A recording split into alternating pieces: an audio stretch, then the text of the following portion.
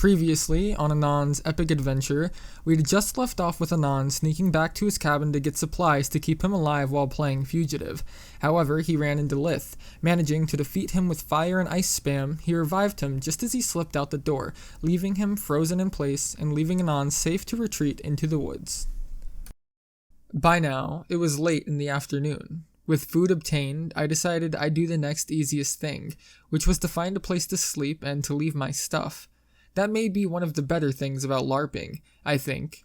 When playing a tabletop role-playing game, carrying gear and sleeping meant absolutely nothing, to the point where I wouldn't even keep track of it. At a LARP, you learn to appreciate being able to ignore those things. Here, I would have a hard time escaping any pursuers if I had to carry a sleeping bag filled with food while doing so, and while sleeping in the woods with just my sleeping bag was a possibility, I wasn't going to do it if I didn't have to. Besides the cabins that were scattered about the campground, there were other small buildings and sites, like picnic grounds with tables that might be better to sleep at. My first choice would be to find a cabin that had been left unassigned, but this was also the most risky. It would be a really bad scene to think a cabin was unoccupied and then find out it wasn't. Even so, the exciting prospect of sleeping in an equipment shed or outhouse wasn't enough to dissuade me from taking that risk. Traveling far away from the inn to the cabins I assumed they would assign last, I found myself encountering less and less people and having to hide less and less often. The people who were pursuing me, who I assumed was everyone considering the size of my bounty, really didn't seem keen on doing a good job looking for me.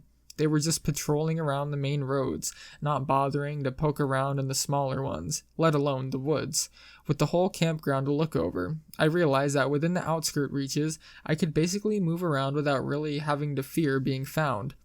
I stalked several cabins, watching them from a distance. When it seemed like no one was around, I'd run up, check to see if there were any signs of people staying there, and if I saw bags lying around, I'd go to the next cabin. Finally, just as it was getting dark, I found a cabin that was well detached from all the others.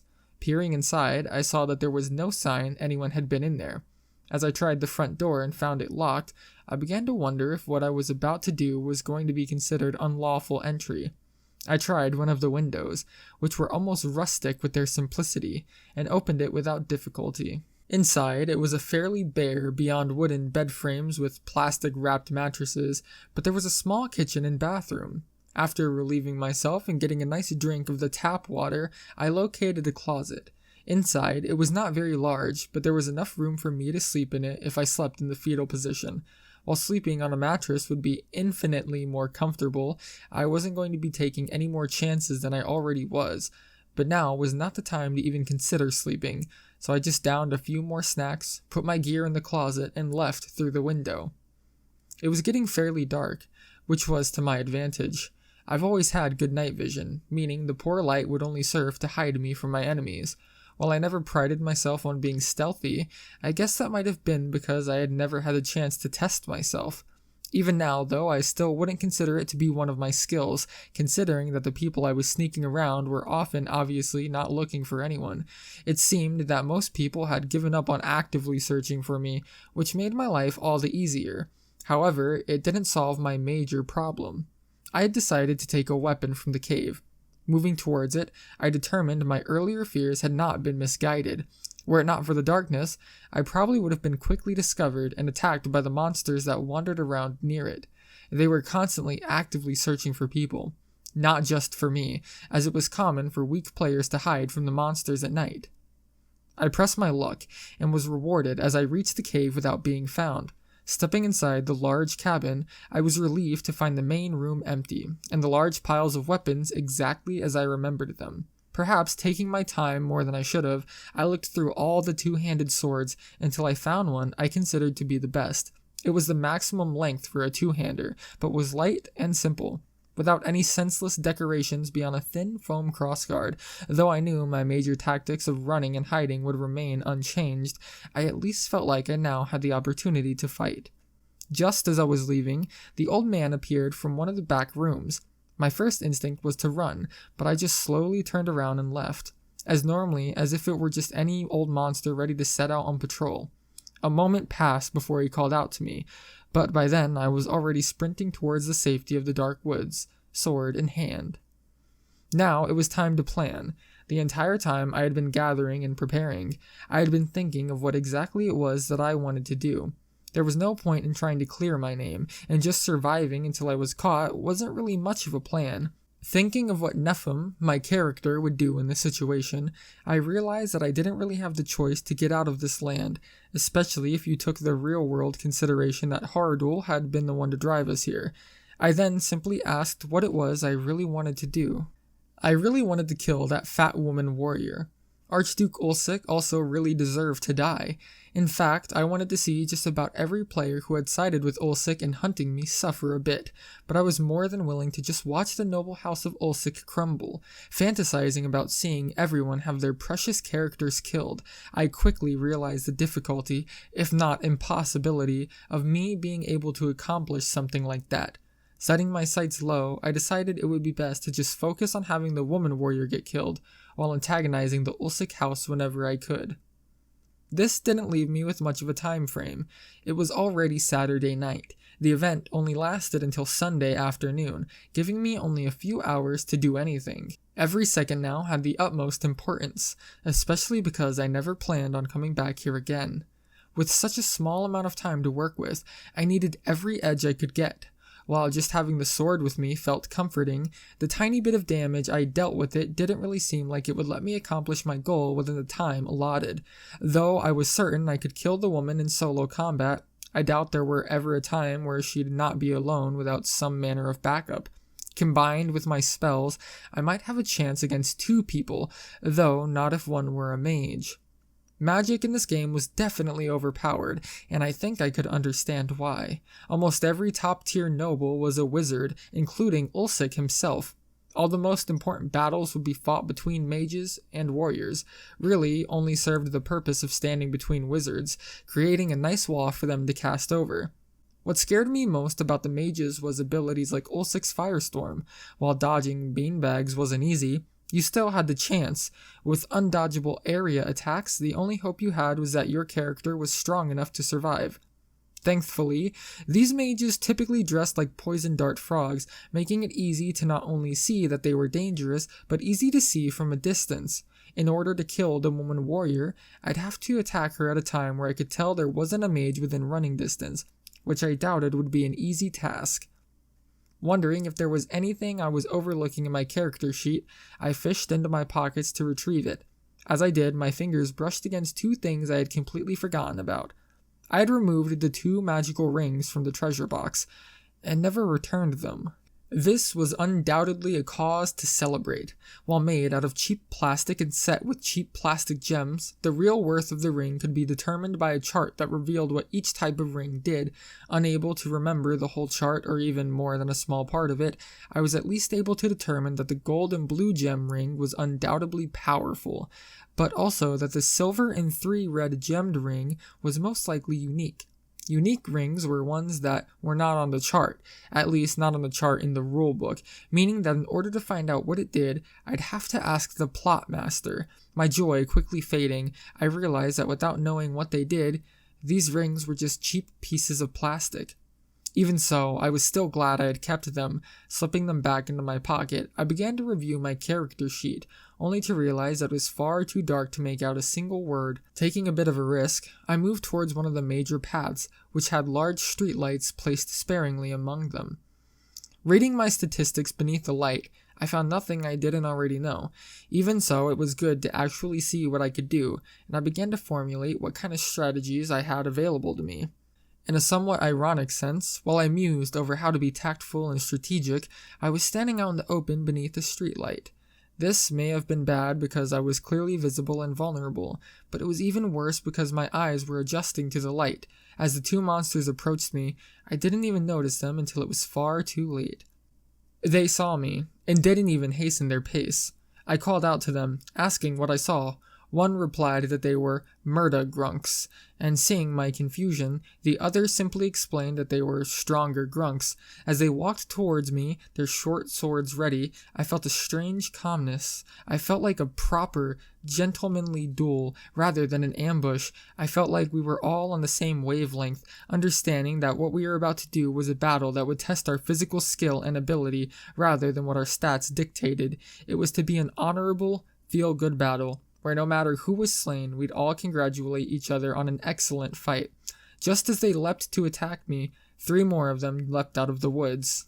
Cursing, I quickly struck one twice, relying more on the reach of my sword than any actual skill.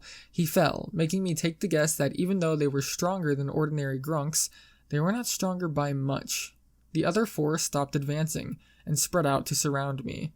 Were the circumstances different, my principal thought would be to shout and delay them until help arrived.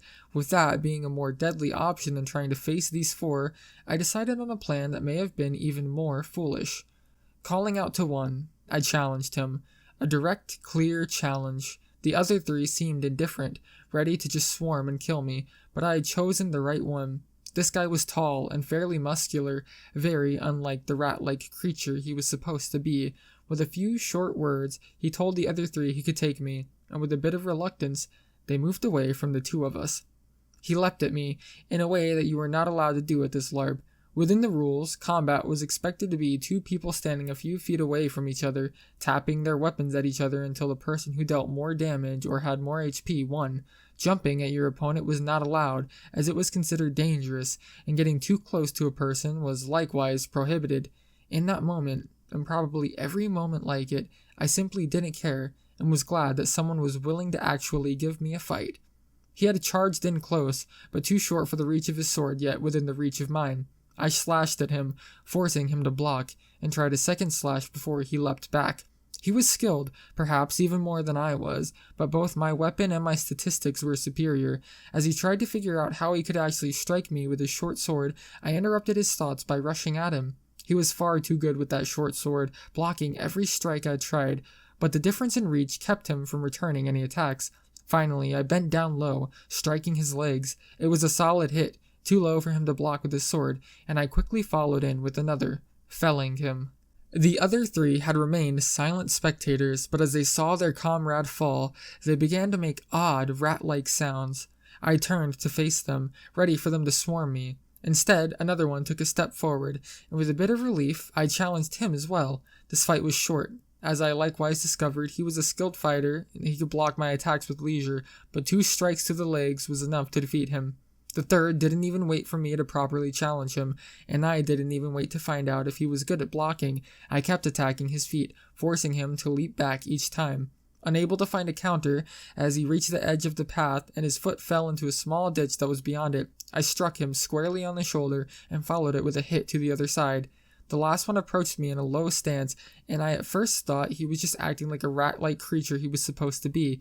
It didn't take me long to realize he had figured out the counter to my low attacks, and from his low stance, his short sword guarded his legs with ease. I was also pressed with a different difficulty, in that the one target that I had access to was also the one I wasn't allowed to hit. He didn't even bother to guard his head, in a strange form of faith, and I was left trying to slash his sides, only to have my efforts wasted by his blocks. While his stance was good for defense, he had no real way to attack me. His crouch kept him from being very mobile, and we fought in almost the same position for far too length of a time. Seeing that he wasn't even breathing hard, I suddenly felt all the exhaustion the last battles owed me. Gasping for breath, I continued to attack, knowing that each passing moment was just to his advantage. The second I'd stop my attack, he'd rush in, dealing damage that I could not risk to take. With a final, wild swing, I gave up. Too tired and too unskilled, I realized I had no chance of beating him in this manner of fighting. As soon as I saw the opportunity, he leapt forward, his sword flashing out at my shoulder for 2 points of damage. I responded in kind, however, 4 points. With no skill, no effort, nothing but raw statistics, I took his next hit and returned it with my own. There was a mutual feeling of disappointment, but I just could not let myself be killed by a bunch of random rat people. As he dropped, I asked if I found any treasure on them. They handed me 5 copper pieces, a fair amount of money, and then left them as they went to respawn somewhere else.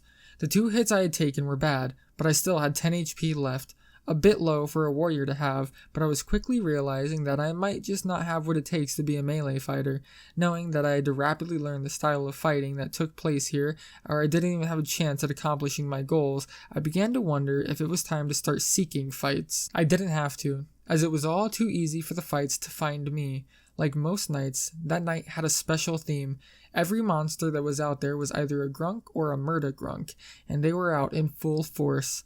The side roads were now just as deadly, if not more so than the main roads, something that took me a few encounters to determine.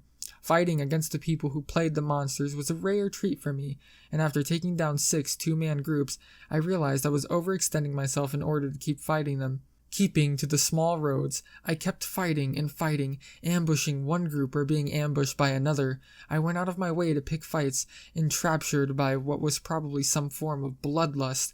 With each enemy carrying a single copper piece, I had a good way to keep track of how many I had been fighting, as I would have lost count otherwise. I, at first, pitied my enemies for having low HP and dealing only 1 or 2 points of damage. I quickly got over that, as my own HP dwindled and I saw that they basically all had infinite lives. I would fight a group, only to fight them again within the next few minutes, knowing full well that I would see them again soon. The battles slowly became easier as I began to recognize people and how they fought, and the monsters seemed to slowly get used to the nature of having infinite respawns. As the night continued, they grew less and less defensive, more willing to do suicidal rushes and risky maneuvers, knowing full well that they just return in a matter of minutes. As time flew by, I began to wonder what exactly I was doing. With only 6 HP left, I had collected over 50 copper coins, half a gold piece, but not having accomplished much else. With the large amount jingling in my pocket, I eventually asked the lone murder grunk I had ambushed and slew if he had any silver pieces he could exchange for my copper. He asked me how many rat people I had defeated by then, and I started counting. Amazed, the murder grunk introduced himself and then told me that he wasn't a monster, he'd play a character named Vlaine. Vlaine explained that the cave right now was basically empty, with every monster running about. They were actually supposed to be assaulting the inn, where all the players were gathered together. However, I had chosen a fairly inconvenient hunting ground for the monsters, as I was right in between the inn and the cave, with only a handful ever actually reaching the end and being killed almost instantly by the high-powered people that guarded it. Most of the rat people were actually preferring to find and fight me, than the journey all the way to the inn. Realizing that I was ruining what was most likely Ilsa's planned event, I couldn't help but feel proud. Thanking Vlaine for the information and for exchanging my copper for some silver coins, I made my way back into the small paths, reinvigorated thanks to having found a purpose. The rat folk changed their tactics. Rather than moving in 2 people groups, they moved around individually, searching for me. While they could have easily defeated me by just moving around in groups of 4 or more, I think I came to realize that their goal wasn't a collaborative one. Each monster wanted to be the lone one who managed to kill me. This made my life much easier, as ambushing them became almost too easy and the subsequent battles were over in seconds.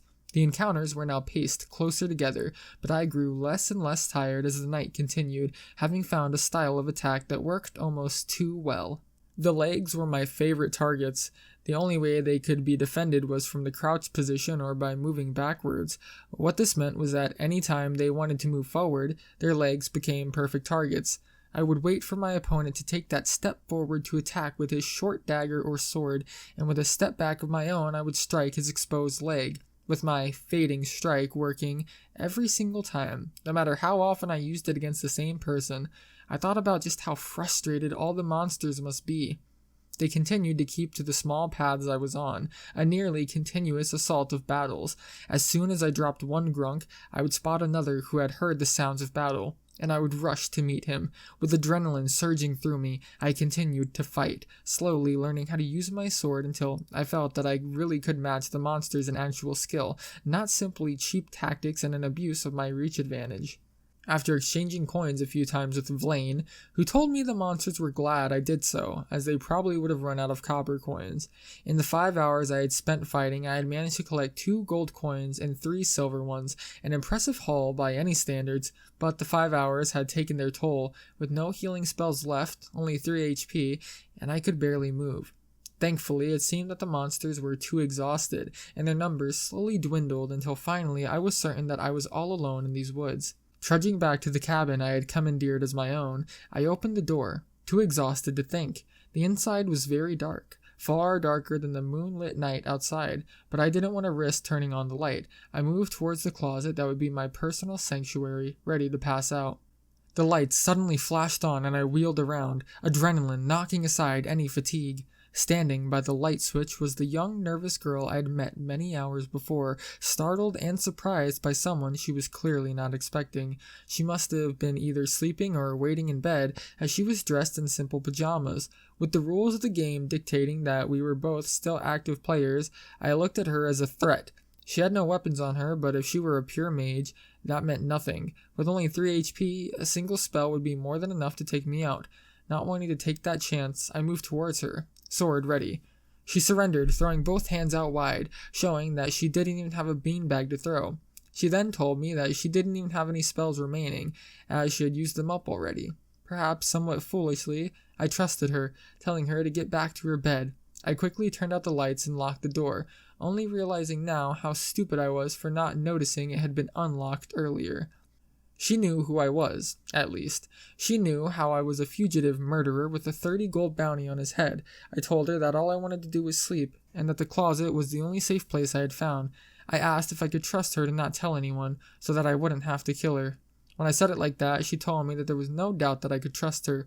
Slumping down into the closet, I waited for my heartbeat to slow, the last bit of excitement having roused it into a rapid tempo. Feeling hungry, I offered her a bag of chips as I opened one for myself. As we ate, she asked me what I had been doing for the last day, and I felt a strange need to tell someone what I had gone through. As soon as I finished, I asked her what she had been doing, and if she had any news that could help me. Her character's name was Selena, and she had come here with her boyfriend.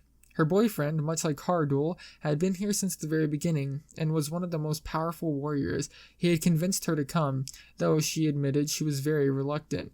He had built her character for her, telling her that he planned on working with her as a team. She was a mage, but could not use any weapon and only had 7 HP. All her points had been spent in healing spells. He made her into a pocket mage. These 2 words may not mean much to non-LARPers, because it may be something that can only exist in a LARP. While a warrior may be powerful, there was a way that they could be practically invincible. While they fought, they could have a mage with a hand on their backs, constantly healing them. This 2-person combo was so effective, it ended up being the sole tactic used by the most powerful players at the last LARP I had gone to. Fighting against a warrior who had a pocket mage was at best like chopping a tree, trying to get the mage to expend all their spells so you could actually have a chance to damage the warrior themselves. She had followed her boyfriend around all day, healing him and others when necessary, until it came to the big battle that had taken place at the inn. He had underestimated the grunk swarm, running into the center of one, and ended up having Selena use all of her healing spells. Without her spells, she was effectively useless and opted to go to their cabin. Her boyfriend also wanted to leave with her, but Ilsa kept saying that more and more ratfolk were on their way. Since he had to help defend the inn from the massive swarm that would never actually reach it, the boyfriend had stayed behind. Reaching into my pocket to take out a piece of gold so that I could give her something in exchange for her silence besides the threat, I realized I still had the 2 rings.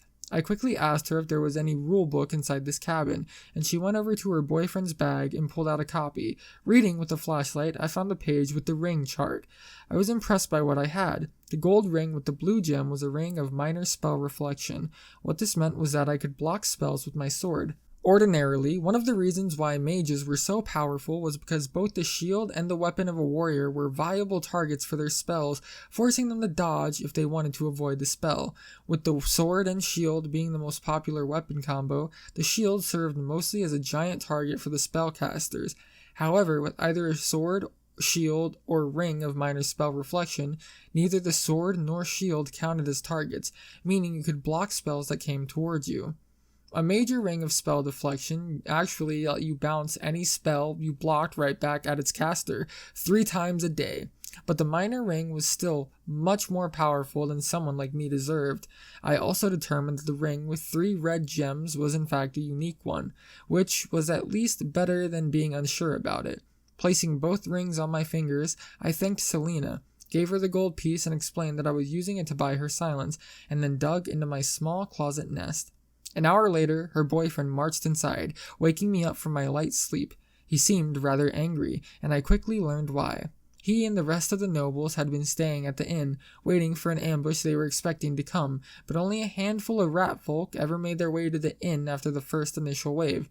Ilsa eventually ended up breaking character, calling the cave, and finding out that all the monsters were too tired to go and attack the inn.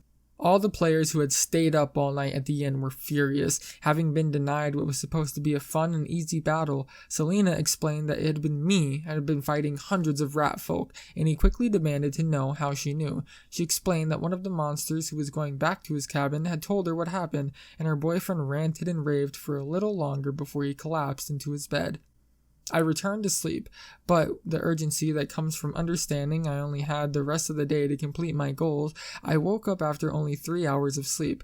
If my guess was correct, most of the players would still be sleeping at this time, especially since they had practically spent the entire night guarding the inn.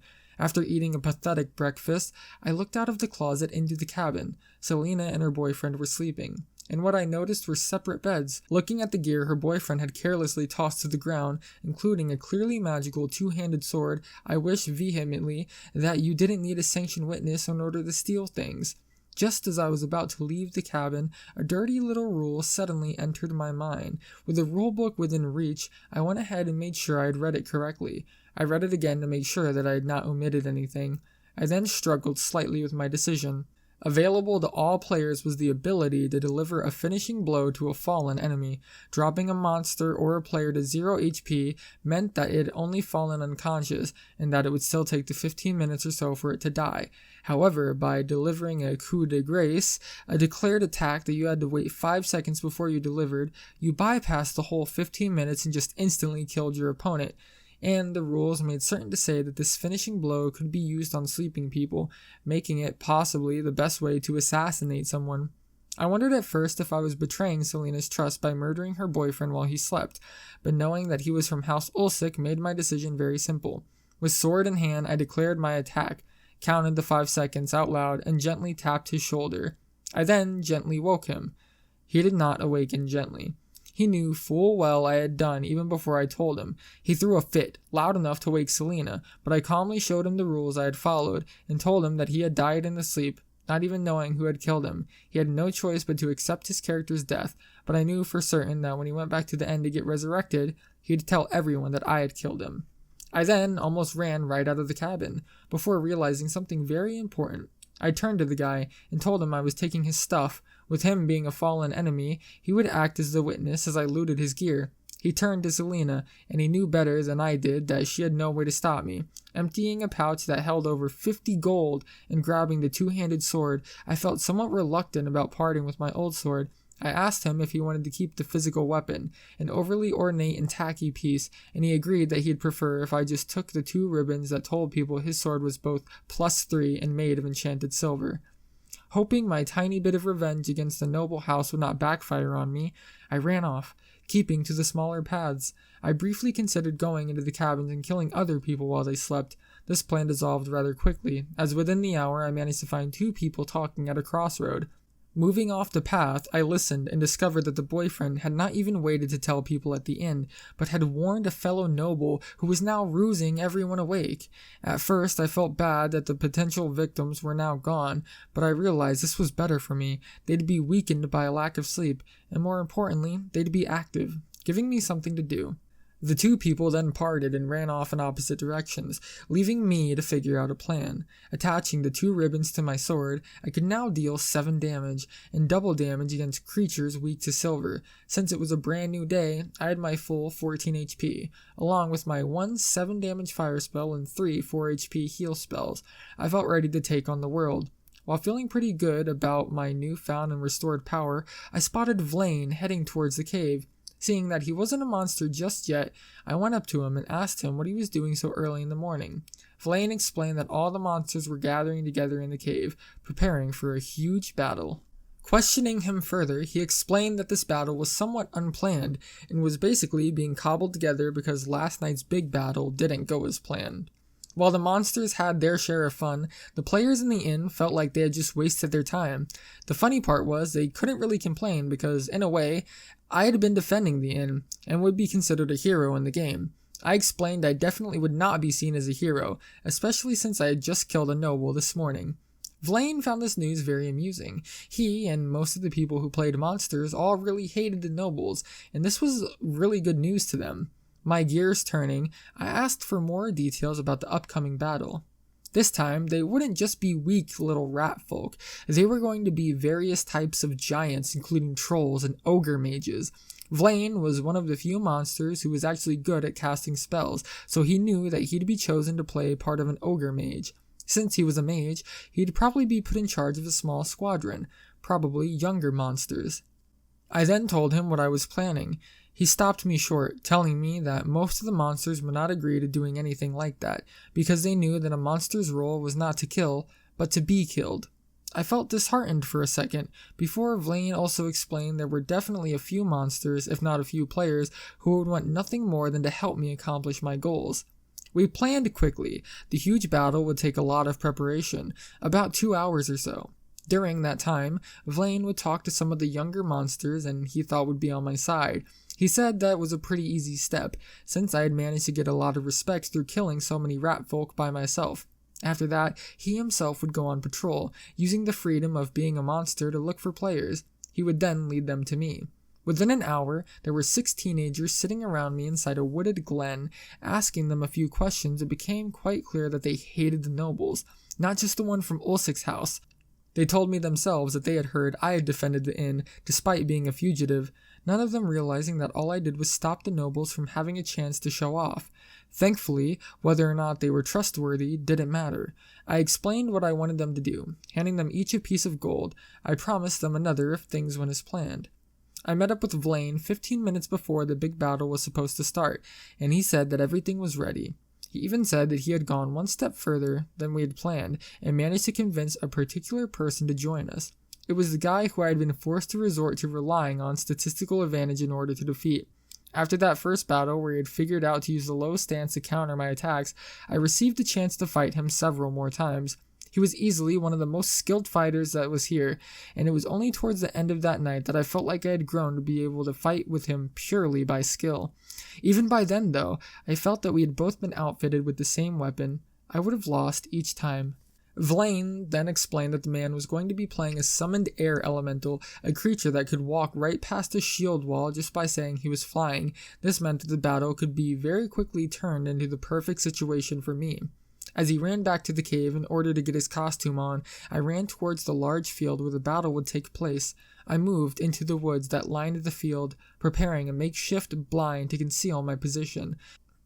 What I needed to do now was watch and wait until the perfect moment presented itself. The two armies soon gathered at opposite ends of the field. The giants were organized in loose squads and were clearly outnumbered almost 2-1. However, that was only in reality. While in the fantasy world there were more giants than there were players. When a giant would fall, he would go back to the edge of the woods, wait a few seconds, and then come back as a new giant. Typically, they had a set number of times they respawn, depending on how strong of a giant they were, with weaker giants respawning more times than stronger ones. However, the number would likely change as the battle went on, as the old man, the battle coordinator, would see how many mages still could cast spells on the player's side. If there were only a handful of mages left, the coordinator would just tell the monsters to stop respawning, and the battle would soon be over. Everything was geared in the players' favor, and there was absolutely no chance that they would lose. The players were organized by noble house. Those who were not part of a noble house were conscripted into one of the duration of the battle. Their strategy was simple. The warriors would form a shield wall, with the mages behind them as support. A few of the noble warriors were already in the front lines, with pocket mages already behind them. They would just let the waves of giants crash onto their shield lines, which would undoubtedly hold. The strong warriors would never fall, because of their pocket mages, while the weaker warriors would just be replaced as they fell. Everything about the battle seemed to have already been decided. I spotted Ilsa safely in the back with a large entourage. Among them I spotted Hardul, Lith, and even Selena, and her newly resurrected boyfriend. Knowing that could turn into a very complicated situation, I hoped that the battle would press the entourage to spread out. As the battle began, the air quickly filled with shouts. The nobles shouted orders at the other players, while the giants simply shouted. I watched intently, seeing the players shift around, until I saw what I was looking for. 6 players with shields, forming a line, were directly in front of Vlaine's squad of giants. I stood up and walked out of the forest behind the player's forces. Vlaine, who had been fighting lazily, spotted me and with a great shout lifted his staff into the air with both hands. Responding to a signal, the 6 players moved out to the sides, forming a massive gap directly in the center of the shield wall formation. Ignoring these 6, Vlaine and his squad marched right past the shield wall, striking down mage after mage. It all happened in an instant. The scripted battle with its foretold conclusion turned into absolute chaos. The players tried at first to close the gap, but the other monsters knew an advantage when they saw one. They poured into the gap, striking the almost completely defenseless mages, dropping one after the other. And with no healer support, the front line began to crumble, and complete rout seemed likely. That was until Ulsic and the other nobles decided to step up. With a single spell, Ulsic obliterated Vlaine's entire squadron, stopping the spearhead formation that he had managed to create such a large gap. As he continued to throw spells with abandon, the other knights began activating their special abilities. Some became invincible, others exploded in damage, and one managed to revive 10 of the mages who had fallen. The battle quickly turned against the giants, who were pressed back until the shield wall reestablished itself. I watched all this with anticipation. No one seemed to notice me, or at least they didn't seem to care about me. No one except Lith. As soon as he spotted me, he knew my intentions. He moved towards me, away from Ulsic, and confronted me. There was no point in words. This wasn't a matter that concerned House Ulsic or this game. All that matters was this rematch, a moment for Lith to restore his lost honor. As he moved towards me, I threw an ice spell at him, hoping to pin his legs. Without flinching, he simply replied, "Minor immunity," and continued forward. This was fine by me. Being immune to all low-level spells, which were all of my spells, made this into a straight sword fight. The only thing that irked me was that it was most likely Ulsic who had cast it on Lith, but even that meant one less spell Ulsic could cast today. We were a bit of a distance away from the rest of the battle, and while I desperately needed to pay attention to it, I couldn't afford to. Lith was earnestly trying to kill me, and this time I was ready to respond in kind.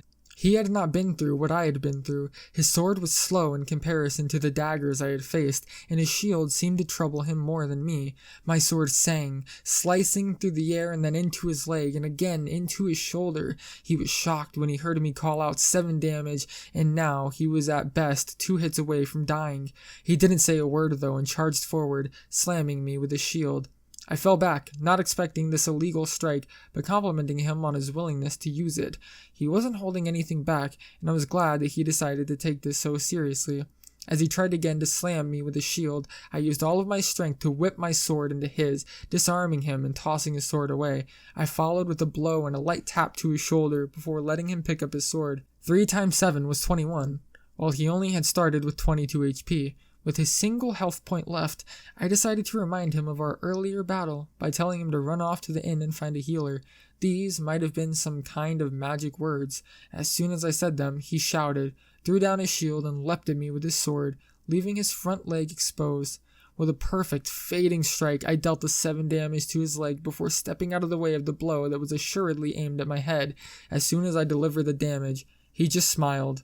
"That was a good fight," he said simply, before dropping ceremoniously to the ground.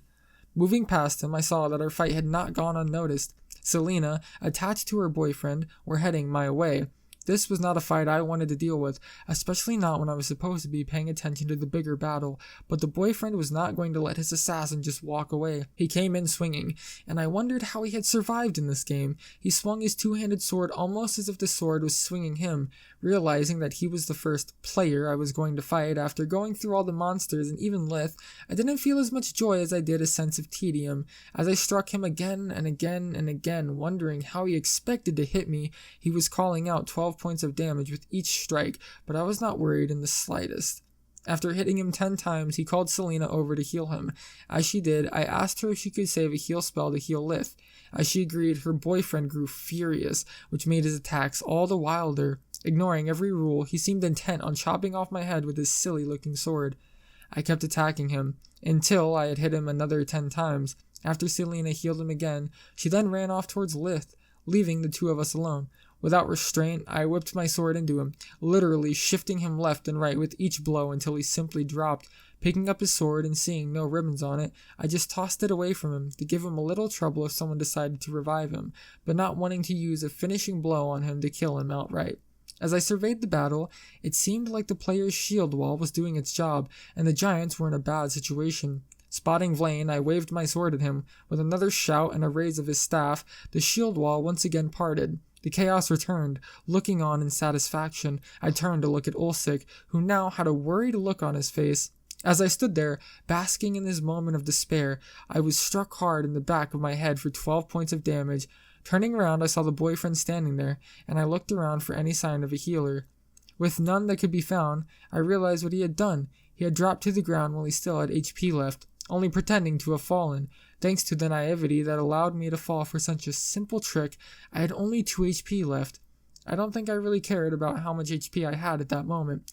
With the back of my head throbbing slightly, I struck him hard in the hands, not even bothering to call out damage. As his sword dropped slightly, I began to rain down hits on his shoulders. He dropped after only 4, but I continued to poke his body until I was sure he had taken over 300 points of damage. To make sure he wasn't faking this time, I then performed a coup de grace, and watched as he stood up and ran off the battlefield. Looking around, I saw that everyone was preoccupied with the giants. The hole in the shield wall was no longer closing, and it was hard to tell if there were any mages left standing besides the strongest of nobles. Looking towards Ulsik, I saw Hardul standing close by him, fending off trolls with his fire spells. Finally, I saw what I had been looking for. Ulsik made a very specific motion, a sideways chop that he continued to do until the old man in charge of the monsters began to move around and issue new orders. Ulsik was low on spells. As soon as that signal was sent out, I sent an identical one at Vlaine. Rather than raising his staff with both arms, he raised it high with one and shouted, calling forth the air elemental. Even when dressed up and acting like a rat person, he had been intimidating. Now dressed in a tattered gray cloak, dark gray makeup, and a grizzled gray wig, carrying 2 huge foam sickles, his appearance was more than enough to drain what little hope the players had. The air elemental ripped people apart, carving a line through the players as they dropped before his sickles. The nobles panicked. The warriors had long lost their pocket mages and were relying on their own HP. The mages had used all their most powerful spells and were using up their items as if they actually feared for their lives. Ulsik, though, looking somewhat stressed, appeared to be still capable of flinging spell after spell, dropping down giants. Finally, as the air elemental drew near to him, he called out a death spell, slaying the elemental instantly. With that, he stopped casting. I moved forward, knowing that now was my chance. Using my 3 healing spells, I returned to 14 HP. I looked to see what was left of House Ulsik, and was pleased that only Hardul and Ulsik himself had not fled back to the inn or were lying face down in the grass. The other noble houses were preoccupied with the remaining giants, leaving me and them apart from the rest of the battle. As Ulsik spotted me, his tiny eyes grew wide. Looking at my hands, he pointed at me, shouting, "The ring! He has the ring of wish!"